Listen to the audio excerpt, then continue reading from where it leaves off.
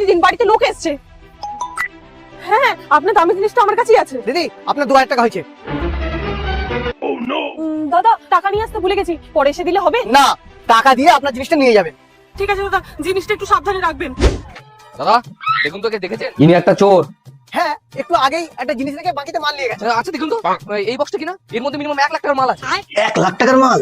তাহলে তো ফায়দা নিতেই হয়। না না স্যার, এটা না মিথ্যা কথা বলছিস তুই না? চ থানায় চ। স্যার, সত্যি আমি বলছি, আমি ওকে চিনি না স্যার। স্যার এইসব পুলিশ পুলিশের ঝামেলার মধ্যে আমি পড়তে চাই না স্যার। স্যার আপনি অল্প কিছু নিয়ে একটু ব্যাপারটা এখানে মিটিয়ে নিন স্যার, প্লিজ। আচ্ছা ঠিক আছে, দে।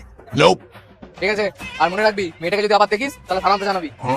দাদা এই নিন আপনার 2000 টাকা, আর আমার জিনিসটা দিন। আমি জেনে গেছি তুমি একটা চোর। না, আমি কোনো চোর টোর না। আমি এক্ষুনি পুলিশকে ফোন করছি। না না দাদা, পুলিশকে ফোন করে আপনার কি লাভ বলুন? ওই জিনিসটার দাম 1 লাখ টাকা, আপনি আমাকে 50,000 টাকা দিয়ে দিন। হ্যাঁ ঠিকই তো বলেছে, আমার তো 50,000 টাকা লাভই হবে। এই নিন।